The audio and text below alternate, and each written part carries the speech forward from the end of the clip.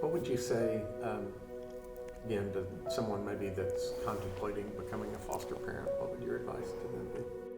My advice would be to make sure that you have a team of people around you, because you can't do it on your own. Even as awesome as you think you are, and you are awesome in doing and even being willing to do foster, but I don't think you can do it on your own. And I think it takes a lot of people for one family to be able to do it. And I know for some people it's hard to ask, and that takes those of us that don't mind pushing to say, we're here to help. How can we? Or just start helping.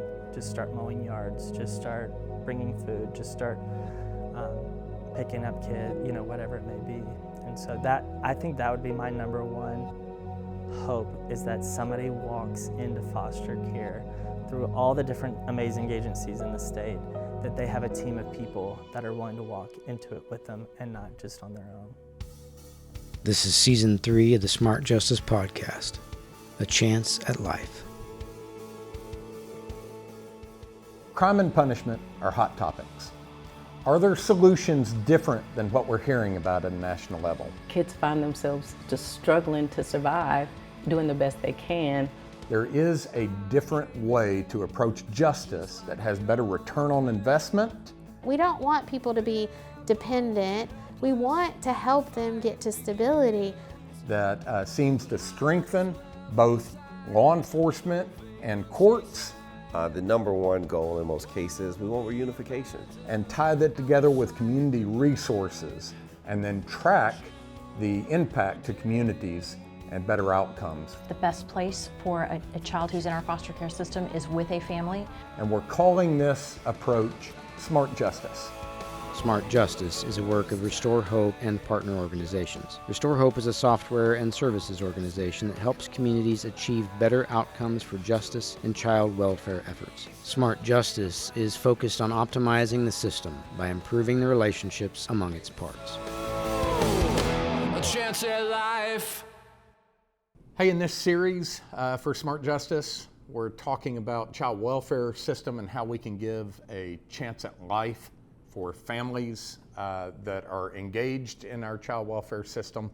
And in this episode, we're really going to be talking about how do we support that family needs help straightening out the things that that led to their children coming into care. And so let's talk about the children first. So child's gone through some trauma, maybe even preceding the removal, but definitely a removal, and comes into the home. Why is it important, beyond just caring for the child, but there are some longer term kind of impacts that are needed for that child to have the best experience possible when they're placed into a foster home? Oh, there's no question about that.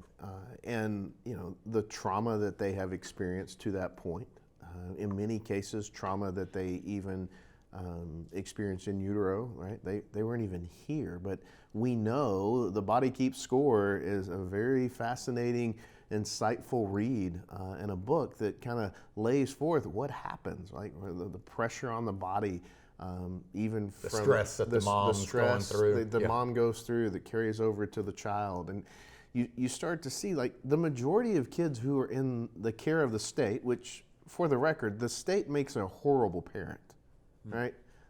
And they're not a good family. That's not even their intended purpose. Right. That's not the role of the state. But they are, in a way, in every case. And so understanding that the system itself is not ideal. When a kid comes into care, it's an adversarial situation.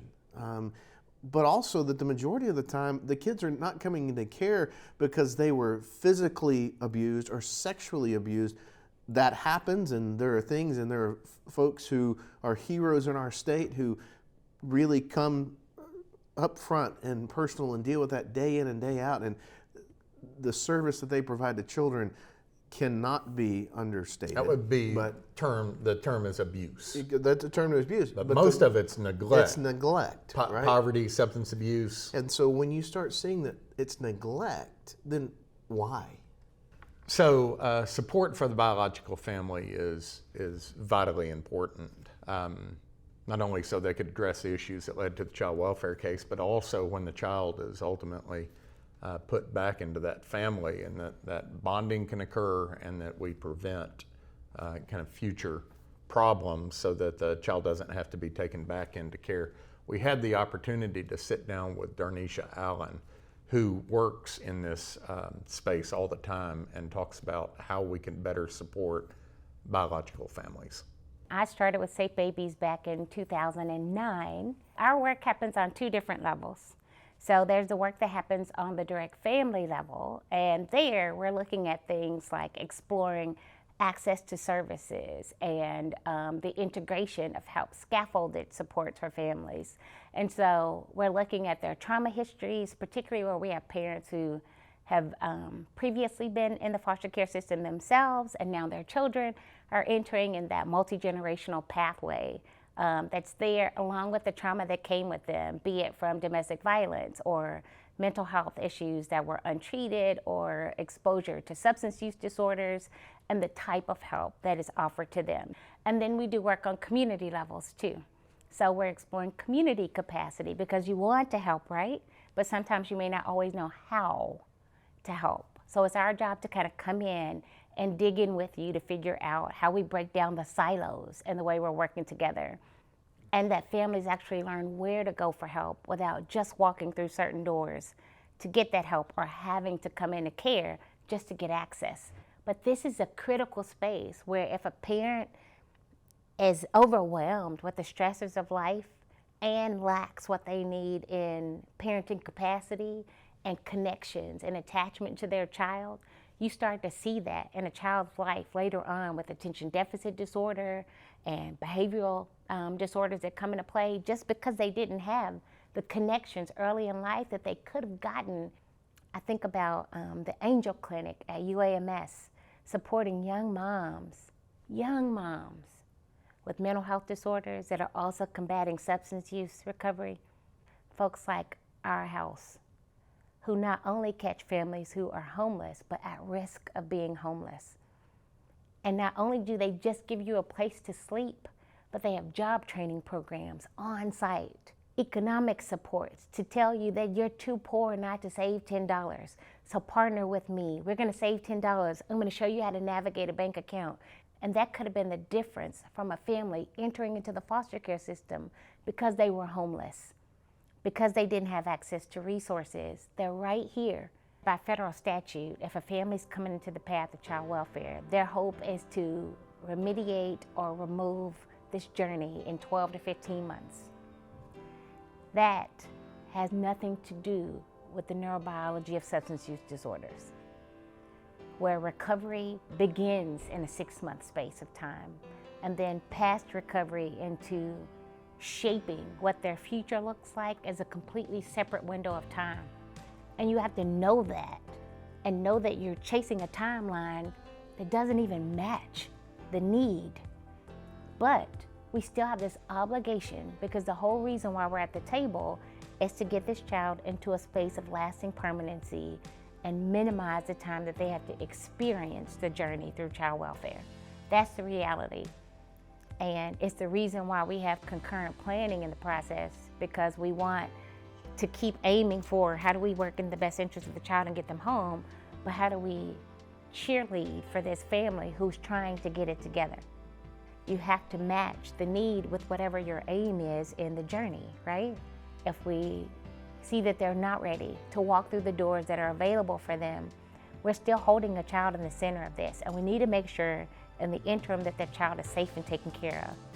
But we're also in pursuit of opportunities to do that in a place that's shared space between a parent and a child, because ultimately it's buffering the child.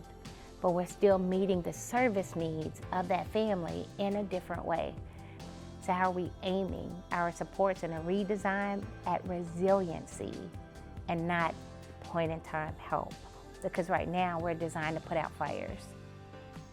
It would look as if they showed up at the hospital, even if they were in the deepest pieces of their recovery from substance use disorders.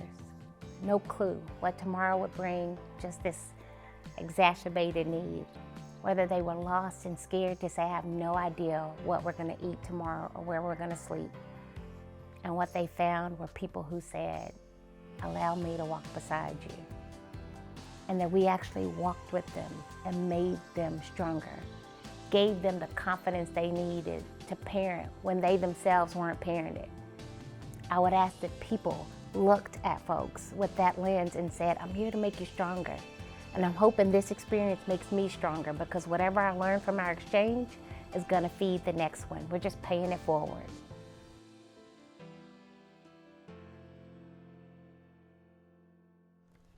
So in a previous episode, we got to meet Christen Butler, who's the executive director for The Call. And The Call has many of these spaces around the state that are kind of support centers that provide support not only for biological families, but also for foster families that are serving the children that are in care. Christen, could we talk about kind of the history of The Call and how it's moved from back in 2008 or 7, I can't remember any longer, to an idea to now the scope of what you've got right now? Mm-hmm. So it began much like what you said before. It started with a movement, and it was within a few local Christian families, and they encountered the foster care crisis firsthand. And so the call began with this movement of concerned Christians, and they met together, and they met with different church leaders, and they said, we have to do something. And so they met with the state in kind of a new partnership way, and the call was born, and it's a bridge organization. And so we work to bridge the local Christian churches with the government agency, with DCFS, and we want to support both really well and kind of translate between the two, because they speak very different languages and operate in very different ways. And so the call began really in one county, in Pulaski County. And that momentum just caught. And then other counties would say, hey, what's happening over here? And we'd like to support families that way. And how are you gaining new foster families? And so it launched in Lone Oak Prairie and then in Northwest Arkansas. And it just grew until now we're in 63 of our 75 counties, looking to launch statewide this year. And so we've really worked to be that bridge organization, to make the need accessible and realized to the Christian community, and then to be good partners to the state and DCFS to support them well, to help bring good, solid Christian foster families to the table to support these families and children. One of the things that I've seen you do in some communities is you have a site in which visitations happen. Can you talk a little bit about that? So that's been an amazing thing that we've grown into. And so we started off just the kind of this recruitment and training, and then we realized there's so much support that's needed for retention of foster families, and then to help with reunification for the bio families. The goal of every foster care case, until a judge deems otherwise, is reunification. And so these families are able to have visits with their children up to 4 hours at a time, once a week.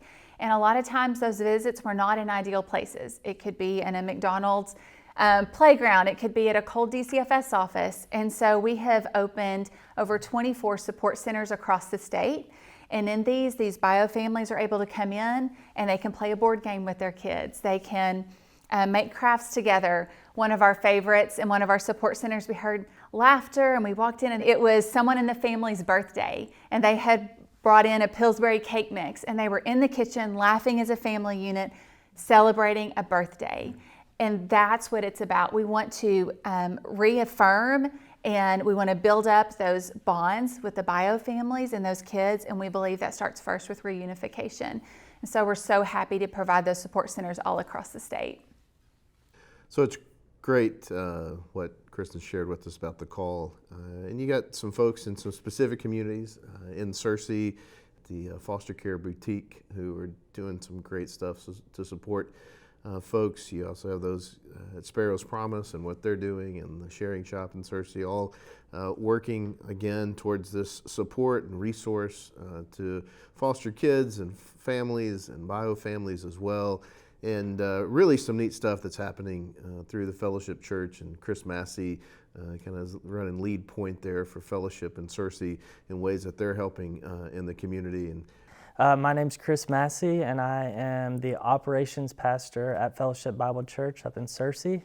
And it's heartbreaking to go to Chick-fil-A or to McDonald's and see a biological parent trying to bond with their kids to show them their love and their care, we knew that we could be a part of something and giving a space that would allow them to be able to just to be and not see a bunch of people staring and a bunch of people looking on. And so as we took on what to do in a new facility, because we were growing out of our space, we found this old Kohler warehouse that made sinks and had closed 10 or 12 years earlier and had just been vacant, and wondering what we could, or how we could make something new out of something old and really make an impact in our community.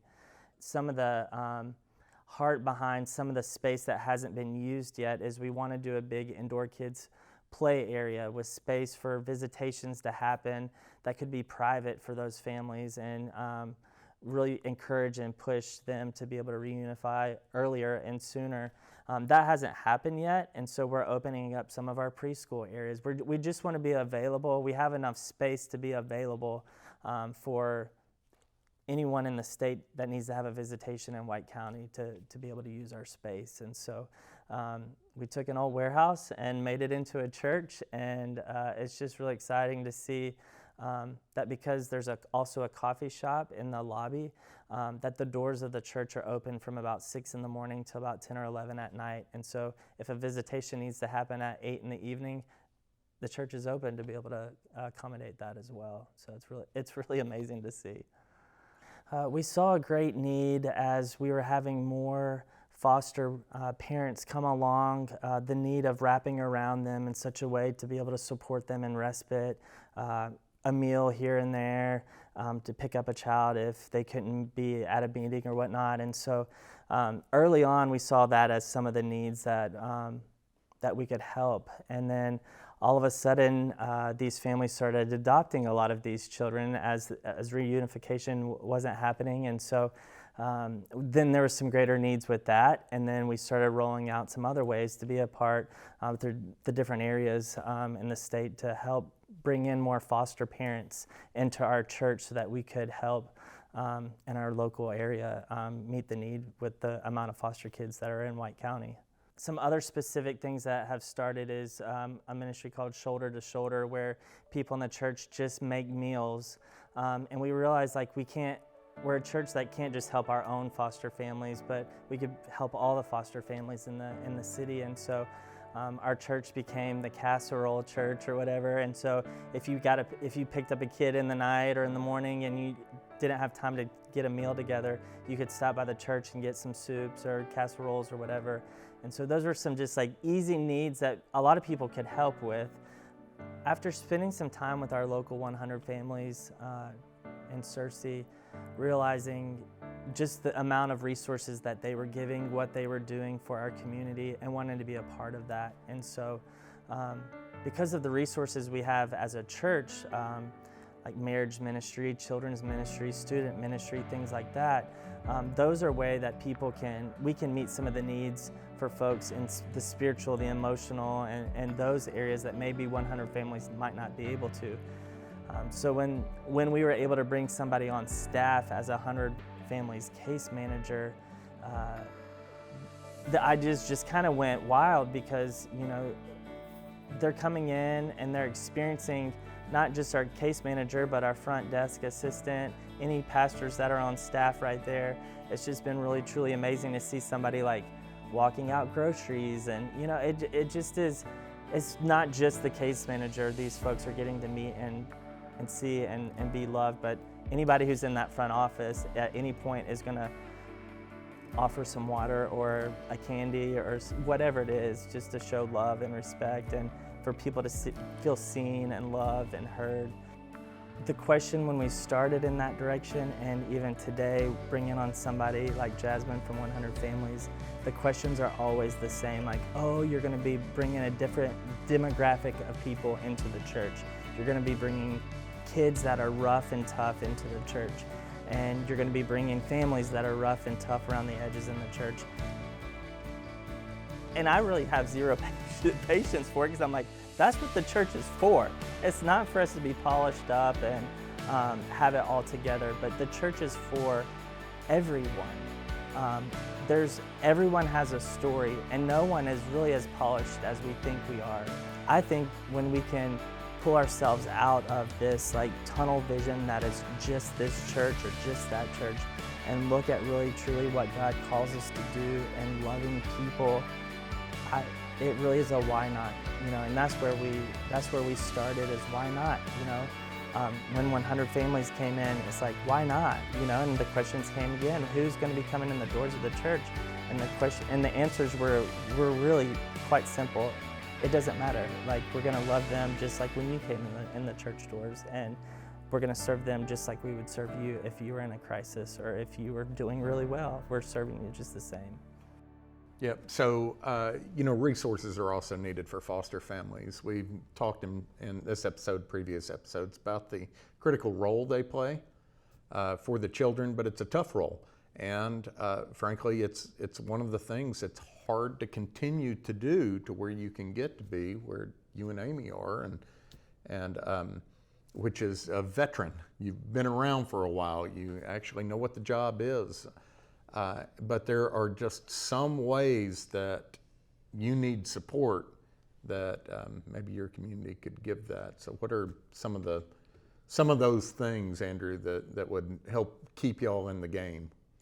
Well, I think one is the littlest things can make the biggest difference, right? And if you realize the stress that's on a foster family and support, and so when someone shows up and says, hey, we're just going to bring you dinner, don't call and ask me for permission. If you know it's good, then do it.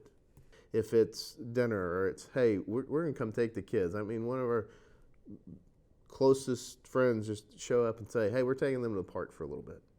Or a family, a newly married couple who just signed up to be a respite family, and they were doing that for us. They wanted to be able to, and it's a process. It's not what just is respite? Respite means that a family, they're not a foster family and that they're taking kids. They're actually taking kids from families who are doing foster care. They're serving foster families. Serving foster families by giving them a break, usually within holidays or weekends, or if something, a major life event of the family was to come and you had to leave the state for whatever the case may be. You don't have to worry about finding that person. You know who they are. This is our respite family. There's also just people checking in and asking. Because sometimes it can seem like a really lonely place to be. You have communities. Searcy is an example of a community that has a great network of foster parents supporting each other. But often when that group gets together, you hear stories about, but they don't feel that support at their church. And I think churches working collectively to we just heard from Chris Massey, what's going on at Fellowship, right? Like churches working to make sure that their families in their church who are involved in foster care are getting the things that they need. Resources can take a whole lot of different forms. I know of a family who, not too long ago, they were telling me that there's an older couple at their church who's adopted them, and they're just paying their Walmart bill. That's their role. Can I tell you how significant that is? It's a big deal. Right? And now you have Walmart delivery, so the stuff just shows up on their front porch. And that's that family's participation in. But man, what a blessing. They're not just being to the children, they're being to that family. So again, there's opportunities in every community, but you can't over-resource a foster family and you can't over-communicate with them. I know, Christen, that in many of the locations that y'all are in, if kids came into care and they didn't have maybe clothes or backpacks for school, or they came with very little, that there are places that you could go and y'all help with that? There's a lot of places across the state. There's a lot of resources to help. And so you're right, when kids come into care, they usually come in with very little clothes. Maybe the clothes don't fit, things like that. And so in our support centers and in other places all across the state, there's resources available. And so those families, when they come in, they get to shop with their kids. And it's really nice because those children in care get to pick out what they like.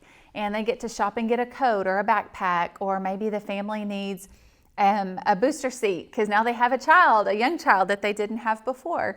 And so now they need to transport this child. So the call has a lot of tangible resources to help equip these foster families with those immediate placement needs.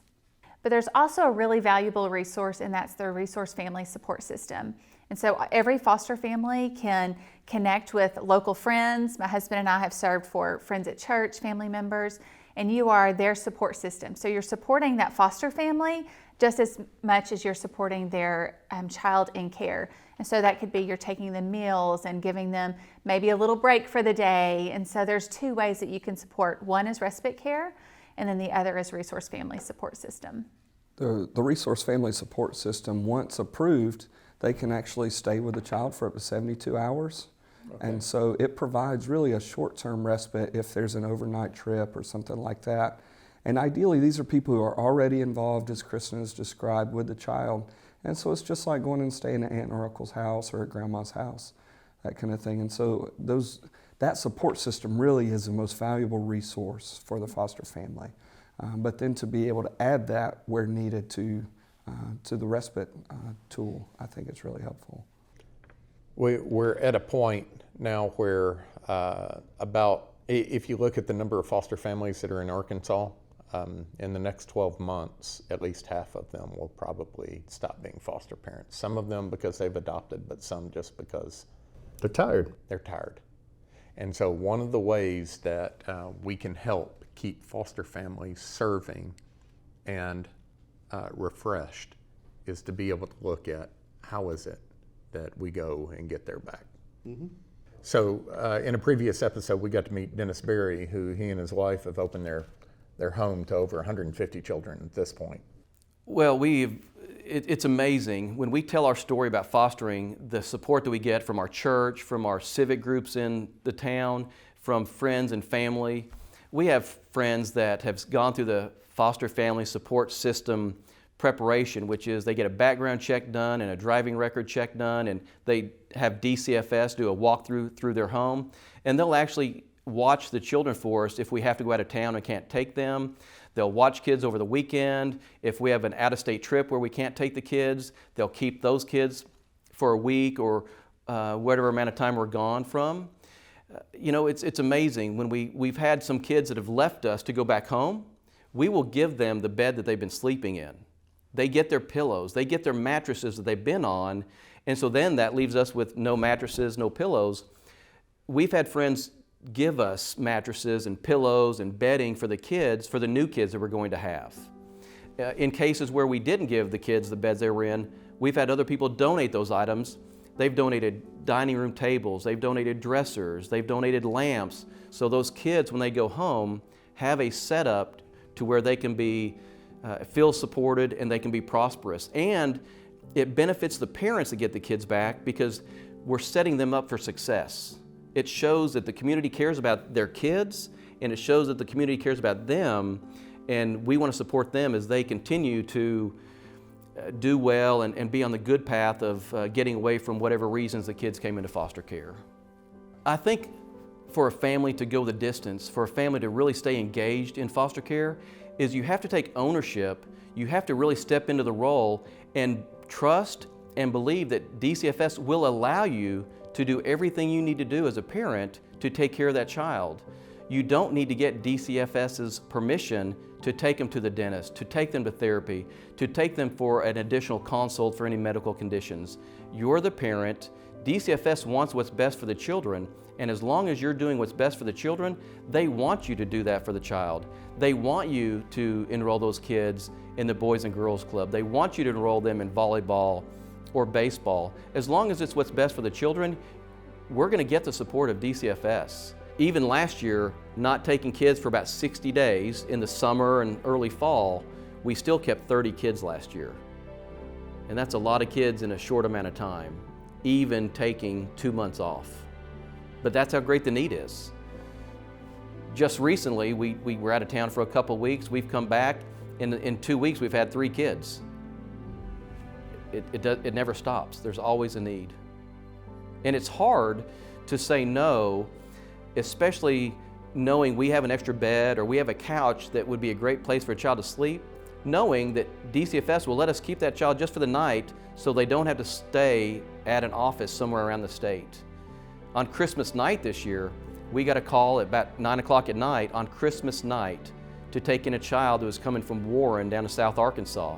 And we had that boy for 2 nights, and we got him at 1 o'clock in the morning, the night after Christmas, the morning after Christmas. Even on Christmas, there's a need for more foster families.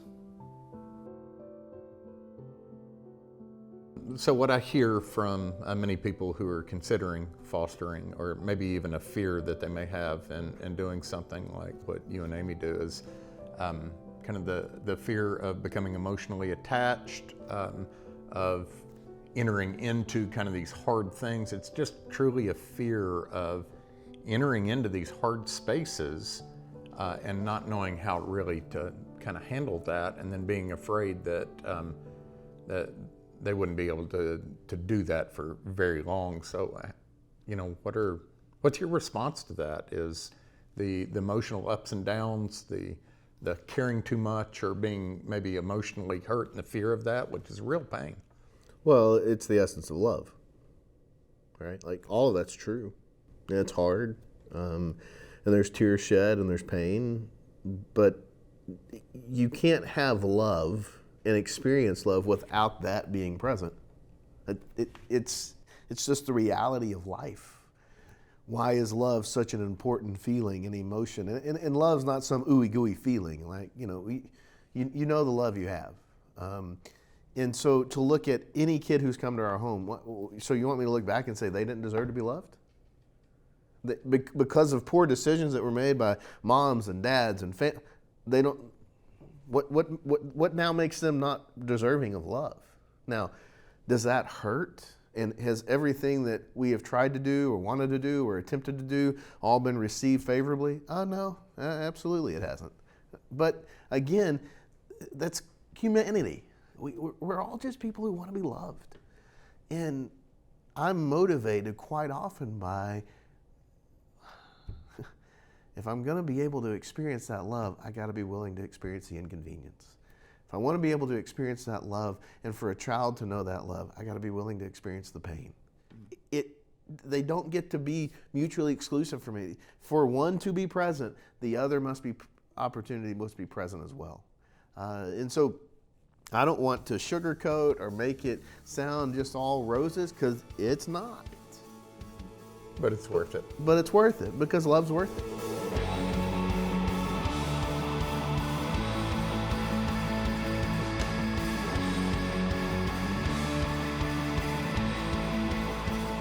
Thanks for joining the discussion about resourcing biological and foster families. Next episode, we discuss the role of the juvenile court and the realities of kids waiting in hope of adoption. Smart Justice episode hosts are Paul Chapman and Dr. Andrew Baker. Thanks to our guests, Darneshia Allen, Christen Butler, Derek Brown, Chris Massey, and Dennis Berry. Our Season 3 theme song, A Chance at Life, is written and produced by Arkansas artist Jason Truby. Musical credits include Future Memories by Caleb Etheridge, Time, the Healer by Cloudwave, Glorious by Lindo, and In Love by Moments.